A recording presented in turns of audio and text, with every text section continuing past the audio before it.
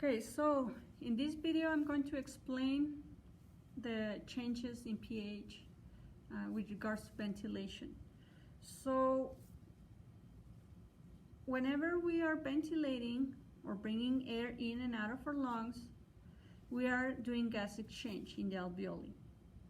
So we inhale oxygen from the environment and we exhale CO2 from our body. And this CO2 exchange for oxygen have an effect in the pH in our body. Our pH is between 7.35 and 7.45 in our plasma.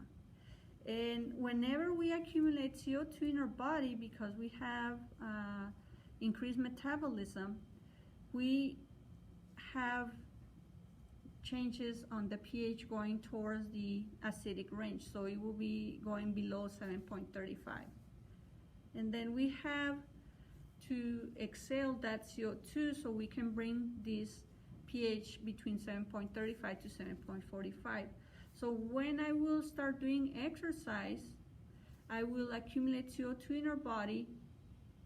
So I will have acidosis, and then I will try to detect this change in pH using water that I put in this beaker, 100 milliliters of water, distilled water, and I added 10 drops of this phenol red, which is a pH indicator. So when you exhale CO2 through a straw after you do 5 minutes of exercise, you're supposed to see a change from this pink color in the water to yellow color, meaning that you have acidified the water, because every time that you generate CO2 in your body, the CO2 will combine with water forming carbonic acid.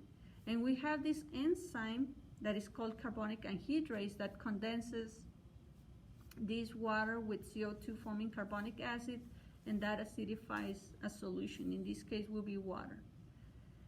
And together with this, we will have a change also in the respiratory rate.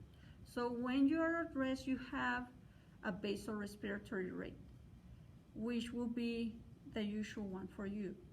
And when you do exercise, you're supposed to increase your respiratory rate so you can breathe more oxygen or inhale more oxygen, and you exhale the excess of CO2 that you have generated.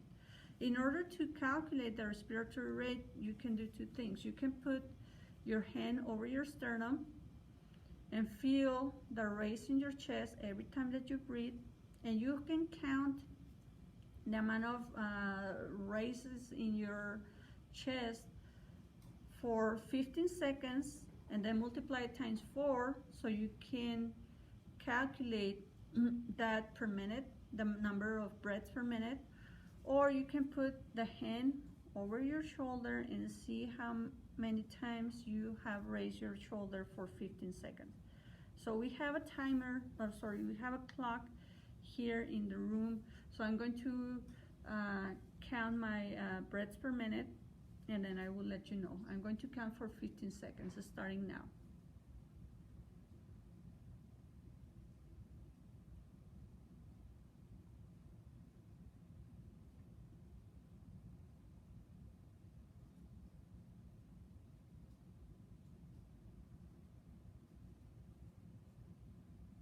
Okay, so I counted 4. So 4 times 4, that will be 16. So that's my basal respiratory rate. So I'm going to do 5 minutes of exercise and then count again my respiratory rate and blow some air with the straw into this beaker, and then we will see if there is some change in pH. Okay, bye-bye.